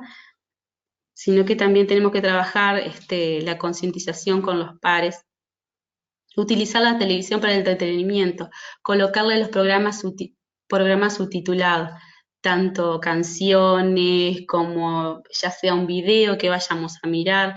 La utilización de subtítulos son muy importantes para ello. Y si también sea un video que esté traducido en lenguaje de señas, también sería mucho mejor. Y como dijeron las compañeras anteriormente, cada país tiene su lenguaje de señas particular, así que hay muchos, no es uno universal. Es uno de los mitos, como decía la compañera, e introducirlos en el lenguaje de señas. Esto es una actividad más importante para hacer con los niños que tengan una vía de comunicación y no se sientan desplazados de las demás personas. Enseñarle a los compañeros a comunicarse con lenguajes de señas es muy importante a los niños oyentes, porque aparte les resulta divertido. Todo eso se hace a través de juegos, y a ellos también les resulta divertido aprender otro idioma, por así decirlo. Acá es un proyecto, es también una actividad de sensibilización a los compañeros, a los niños oyentes. Está el link, no les voy a pasar el video, después los pueden ver. Se trata de una niña que quiere ser bailarina y hace toda su imaginación. Es muy dulce el video, donde ella baila, y al final descubrimos que es una niña no oyente a través de su mamá, ¿verdad? Pero que los niños sordos también tienen las mismas necesidades que nosotros, los mismos sueños. Está en uno no discriminarlos, no desplazarlos, y ayudarle a que la integración sea cada vez más fácil para ellos. Ahí está la imagen de la niña que quiere ser bailarina. Actividad de sensibilización para los alumnos. Y acá presenté una actividad para toda la clase, que tiene como objetivo experimentar qué es la ausencia del sonido. Entonces la maestra explicará a sus alumnos que deberán hacer lo que ella les pide, ¿no? Se pondrán los tapones en los oídos y se pondrá también música en la clase. Las dos cosas, o sea, que estarán con los tapones en los oídos, pero también hay música porque pueden estar escuchando algún sonido. Luego la maestra irá pidiendo, le va diciendo, diferentes órdenes a los niños,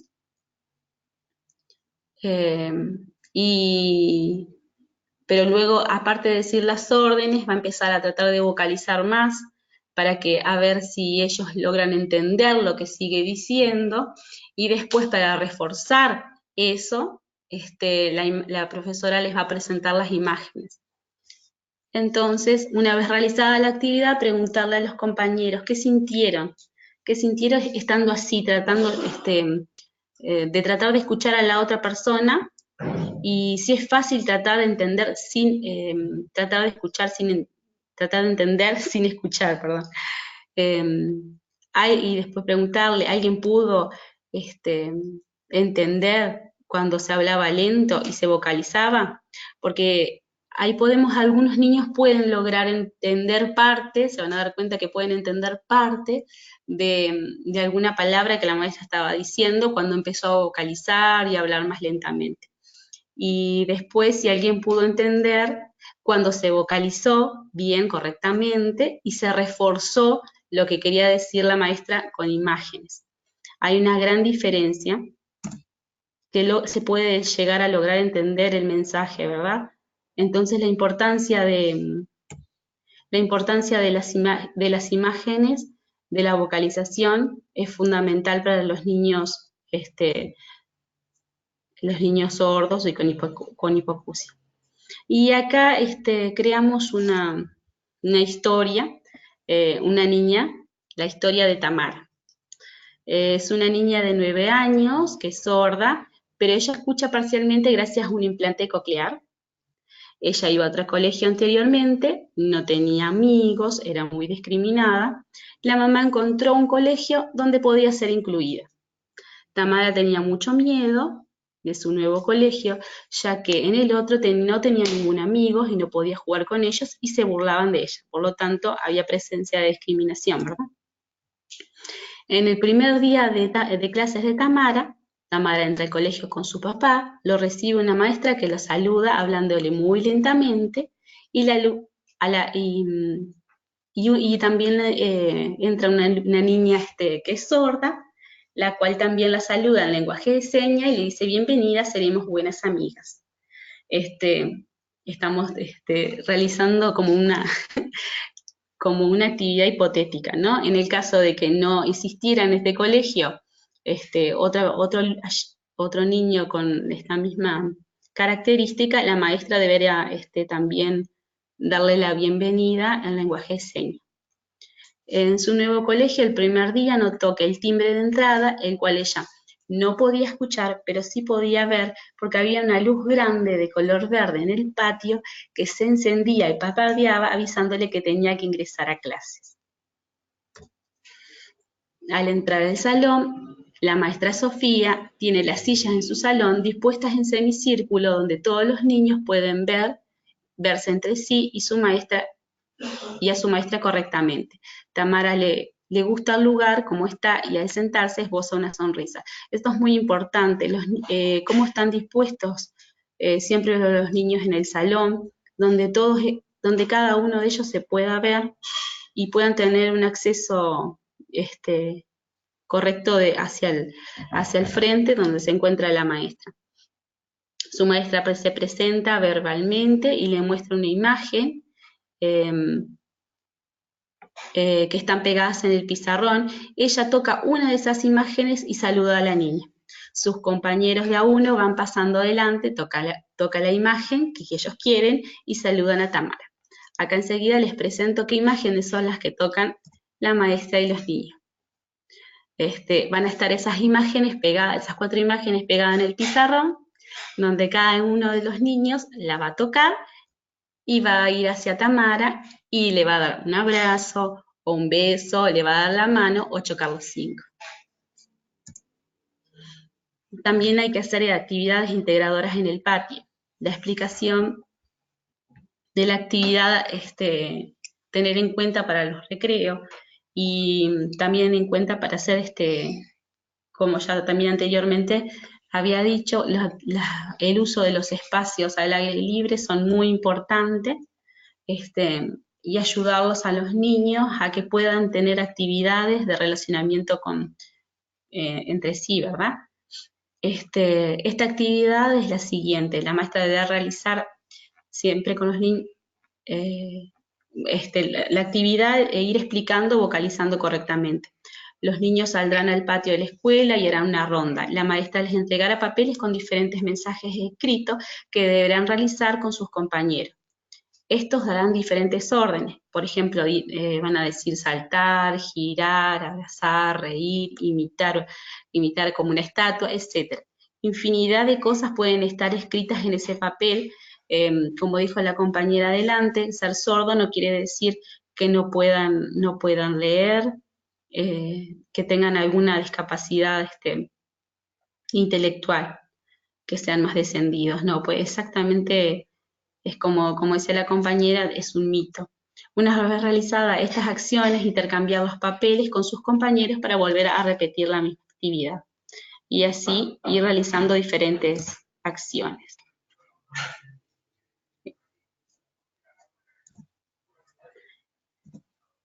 Y más o menos esto sería todo, profesora. Muy bien, Analía, muchas gracias. Excelente tu presentación. Gracias por tu actividad de sensibilización que nos pudiste mostrar. Me encantó el cuento, además, lo encontré muy bonito, la historia que nos muestra ahí, nos dio varias ideas, Analía nos dio varias ideas de cómo podemos realizar una actividad de sensibilización en nuestro colegio, ¿cierto? En nuestras actividades. Analía, antes de que apagues tu micrófono, quiero saber tu opinión personal de haber trabajado en este proyecto de sensibilización. ¿Qué te pareció a ti? A mí me pareció precioso, hace ver otra mirada y pensar de otra forma el mundo, ¿verdad? No siempre es como uno está acostumbrado y ponerse en el lugar del otro. La empatía es muy importante para la inclusión, ya sea de cualquier persona, en oyente o con cualquier otra discapacidad o dificultad. La empatía es algo que hay que trabajarlo desde niño, desde la familia, desde la casa y con los otros maestros también, porque a veces se genera un rechazo a lo desconocido, al enfrentarse a aprender algo nuevo, como es el lenguaje de señas. Pero uno tiene que buscarle todas las posibilidades y la forma de hacer las cosas divertidas, creativas, a través del juego y a través de la parte sensorial. A mí me gustó, trabajamos en grupo con las compañeras, fue algo bastante bueno, porque estuvimos compartiendo nuestros materiales y nuestras cosas, y no sé, creo que a mí me encantó por lo menos el tema. Qué bueno, muchas gracias. Gracias, Analía. Puedes apagar tu micrófono nomás. Voy a nuevamente volver a la opción de presentador. Denme un segundo mientras yo logro conectar para mostrarles finalmente solamente algunas imágenes que quisiera mostrarles a propósito de lo que hemos trabajado hoy día. Quiero agradecer a todas las tres compañeras. Fue una muy buena presentación. Fue como bien significativo también para mí poder recordar algunas cositas como los mitos y recibir muy buenas ideas. Felicitarlas a las tres, cumplieron con creces las expectativas que yo tenía para las primeras presentaciones, que tienden a ser como una cosa más nerviosa, está más complicado. Súper bien, las tres tuvieron el puntaje completo dentro de la rúbrica evaluativa. Quisiera ver ahora la posibilidad de mostrarles, denme un segundo, estoy tratando de que quiero mostrarles solamente un par de imágenes para poder terminar la clase de hoy. Ténganme un poquito de paciencia. En esta oportunidad yo estoy trabajando con dos pantallas, con dos chats, así es que es un poquitito complejo. Entre tanto, logro instalar esto para que ustedes puedan ver una imagen que quiero proyectarles. Quiero comentarles que cuando nosotros hablamos de esta lengua especial, nos referimos a ella como lengua de señas, no como lenguaje de señas, ¿ya? Esa es la manera apropiada de poder mencionarlo, así como hemos aprendido también que hablamos de barreras, que hablamos de facilitadores, y que también podemos hablar de personas que están en situación de discapacidad, porque es una situación que es solamente en algunos momentos y que depende del contexto, ¿cierto? Que no está algo tan pendiente de las personas, que no es inherente a la persona, ¿ya? Entonces vamos a ir de poquitito cambiando un poquitito nuestro lenguaje. No he podido mostrarles, desconozco por qué. Ahí sí. Sí. Quiero saber si ustedes efectivamente ya pueden ver la presentación. Escríbanme por favor ahí en el chat si es que efectivamente ya pueden ver la presentación.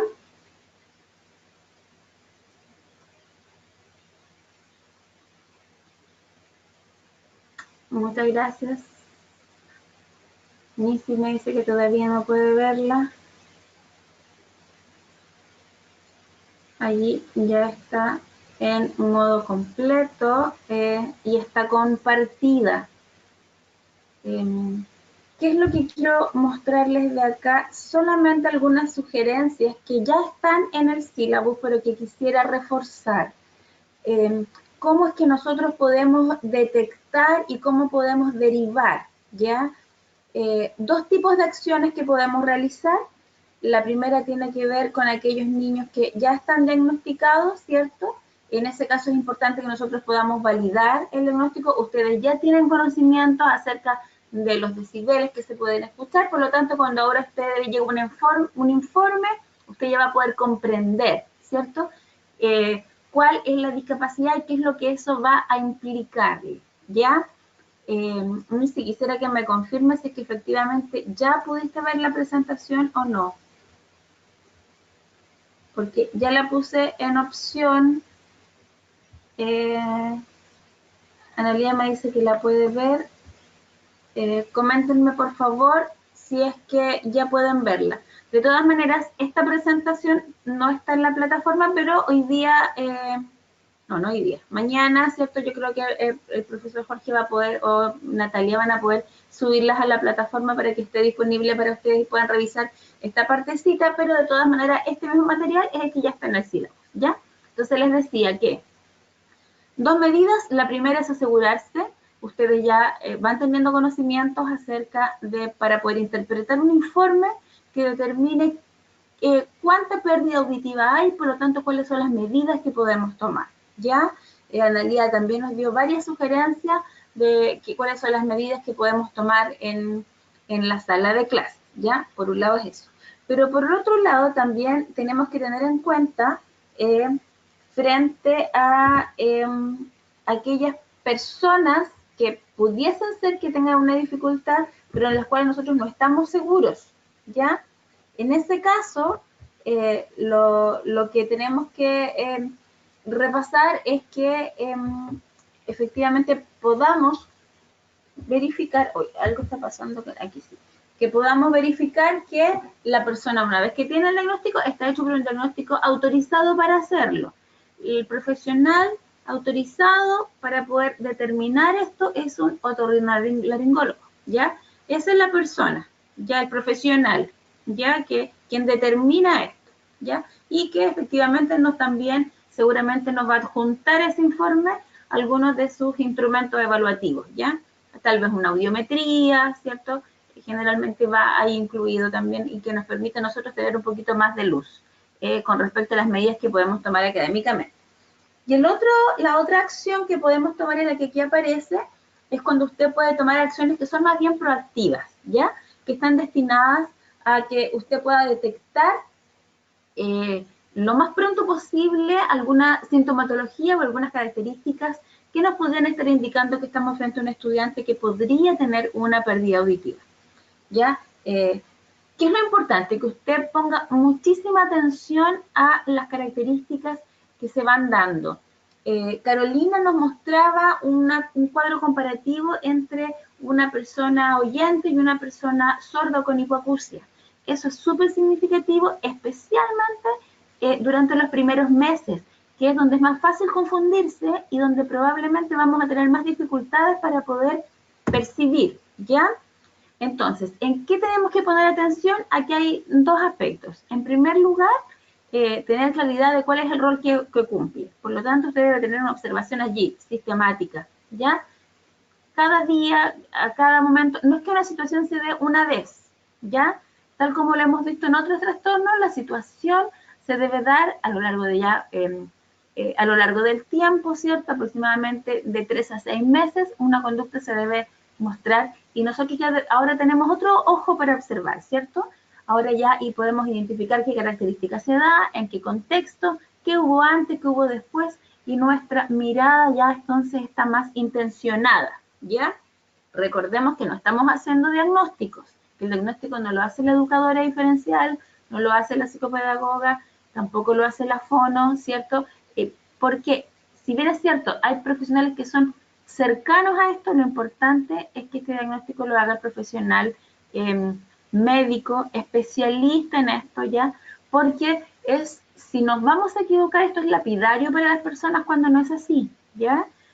Y viene a la mente de las personas todo aquello que hemos trabajado antes y que Nisi nos comentó acerca de los prejuicios que hay acerca de esta discapacidad. Y por otro lado, ¿cierto? Esta observación que vamos a hacer debe tomar en cuenta todo el proceso de comunicación que ustedes ya conocen porque ya lo hemos repasado a propósito de otros trastornos, ¿ya? Especialmente, ¿cierto?, durante los primeros años de vida. ¿Qué es lo que nosotros podemos utilizar para recabar la información? ¿Cómo responde el niño a los sonidos familiares del medio? Si se asusta, si atiende, si se dirige hacia el sonido, si reconoce los sonidos o no. ¿Cómo reconoce y cómo explora los sonidos? ¿Ya? Las personas, los lugares, las actividades. ¿Qué medios utiliza para poder explorar y conocer? ¿Ya? Si es muy visual, si es muy táctil, ¿ya? Cómo responde a los pares y si presta atención a las vibraciones o a las texturas. Aquí yo les pongo también aquí varios indicadores que les pueden ayudar a identificar si estamos o no frente a un problema de audición, ¿ya?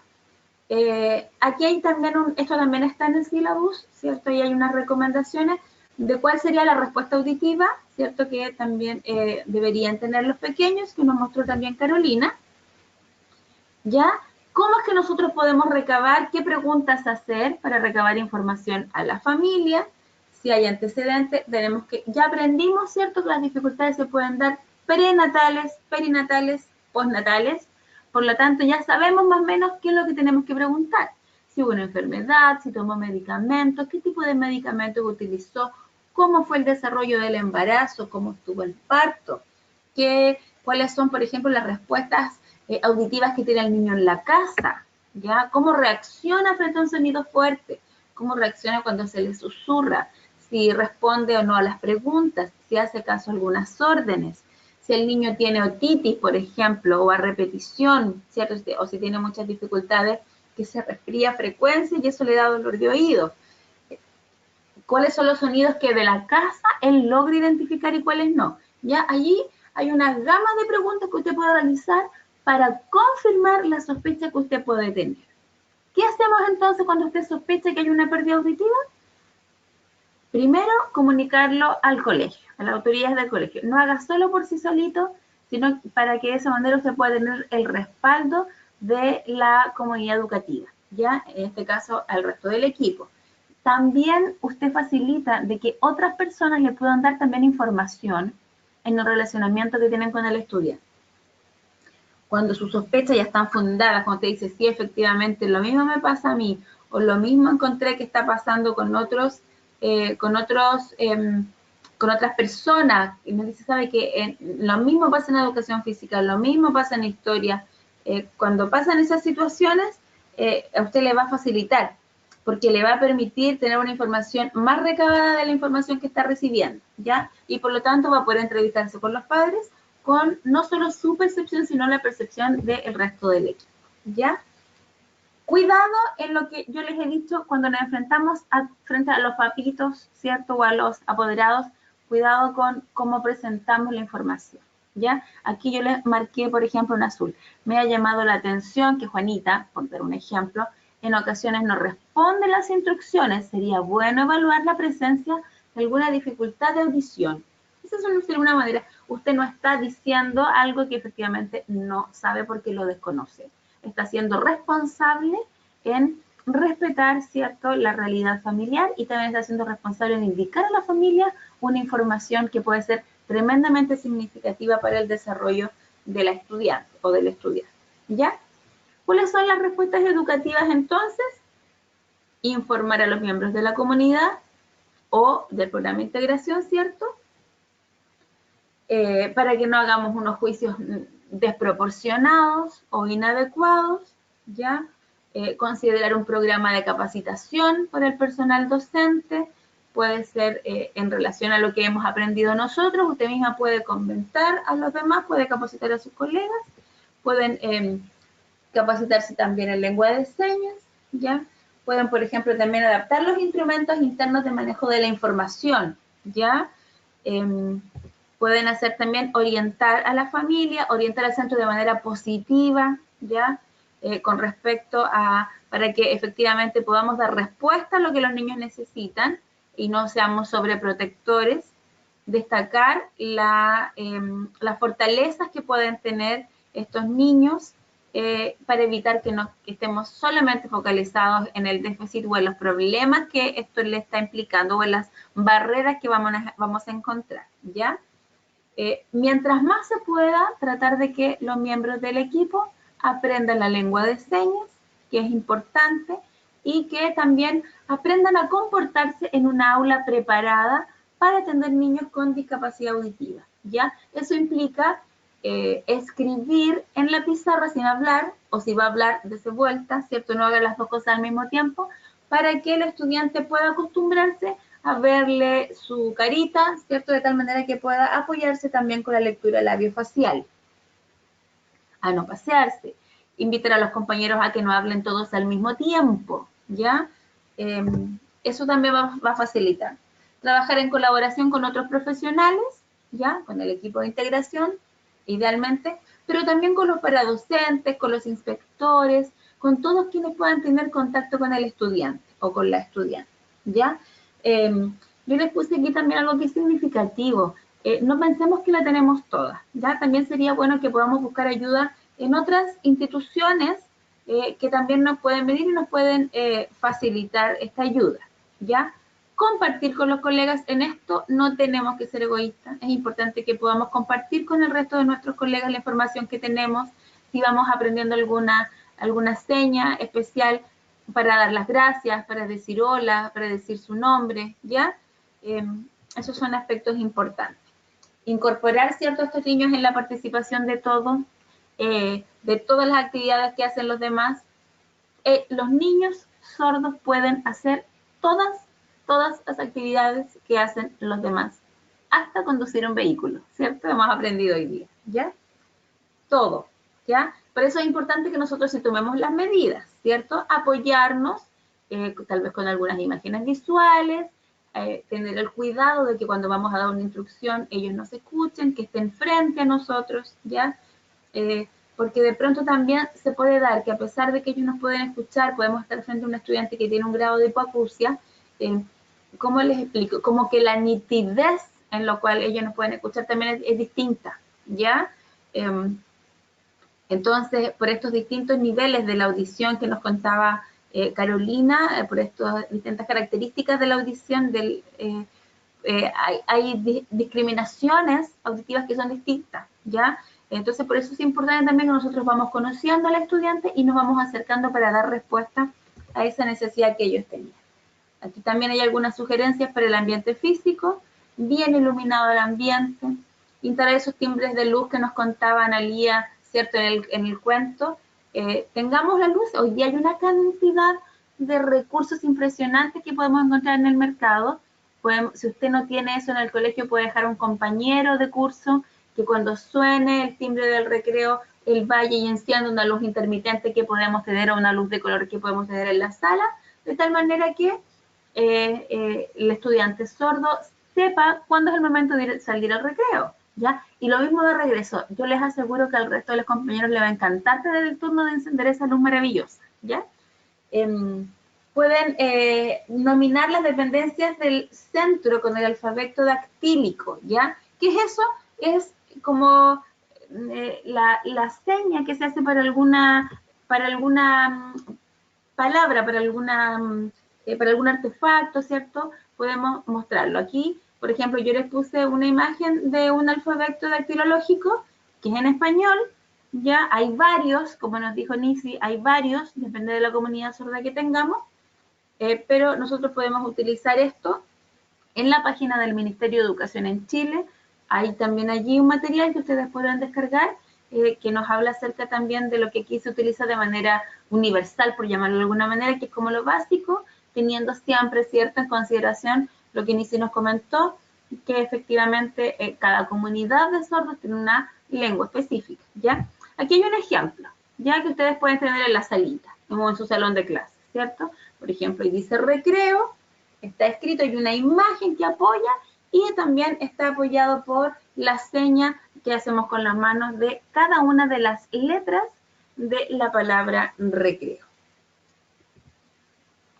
Ahí también ya, aquí les presento algunos aspectos relacionados con el aula, ¿cierto? Bien iluminadita, ojalá con luz natural, ¿ya? Porque eso favorece mucho la discriminación visual. Que estén alejadas de tanto ruido, porque eso igual afecta, ¿ya? Mucho ruido dificulta que ellos puedan tener una discriminación auditiva a las personas que pueden escuchar, y eso va a dificultar la comprensión, ¿ya? Ojalá lejos de donde pase la locomoción colectiva, donde pasen los vehículos, ojalá no cerca de una cancha donde vamos a escuchar el boteo del balón a cada momento, ¿ya? Apoyarse visualmente, ¿cierto?, que es el área que no está afectado en ellos, cerquita de la profesora, del profesor, ¿cierto?, que son algunas de las sugerencias que nos daban también nuestras compañeras. Para el día miércoles tenemos entonces, vamos a hablar acerca de la ceguera, el día miércoles. Ya Ivana ya me presentó, ¿cierto?, algunas excusas, y tiene una dificultad muy importante, no va a poder estar con nosotros exponiendo el día miércoles, pero sí Patricia nos va a comentar un poquito acerca de los mitos y las sugerencias, y Soledad nos va a presentar entonces su proyecto de sensibilización, ¿ya? Agradecerles por la clase del día de hoy, estuvo tremendamente entretenida para mí, recordar también algunos aspectos que había olvidado, es súper significativo saber que efectivamente vamos aprendiendo, me siento súper contenta por lo que también han compartido conmigo las compañeras, espero que lo mismo suceda con el resto de los compañeros, que esta actividad que podamos hacer un poquitito de búsqueda personal, nos sirva para ser más sensibles, pero no para quedarnos con esa información, sino también para compartirlas con los demás. Espero que tengan una muy buena noche, que puedan descansar. Vamos a orar para pedir la bendición de Dios al terminar nuestra jornada, y vamos nos quedan poquitos minutos para terminar, así que vamos a pedir la bendición de Dios para orar, ¿les parece? Vamos a cerrar los ojos para orar. Querido Señor que estás en el cielo, estamos tan agradecidos por todas las bendiciones y las misericordias que tú nos prodigas a cada momento. Te agradecemos, Señor, porque podemos aprender un poco más y de esa manera también servirte. Queremos pedir que tú puedas ayudar a los estudiantes de este diplomado a memorizar, a aprender, a aquellos que han dedicado tiempo para aprender, de tal manera que puedan responder mejor al llamado que tú les has hecho de servir en el lugar donde ellos están. Permítanos, Señor, también descansar, que podamos reponer nuestras energías y enfrentar los desafíos del día de mañana, que tengamos un sueño reparador, que te quedes con cada uno de nosotros, también con nuestras necesidades. Gracias, Señor, porque nos amas. Gracias, Señor, porque podemos aprender y porque podemos servirte de esa manera. Ruego tu bendición en el nombre de Jesús. Amén. Muy buenas noches a todos. Entonces, buenas noches, Natalia. Estamos listos para terminar la clase de hoy.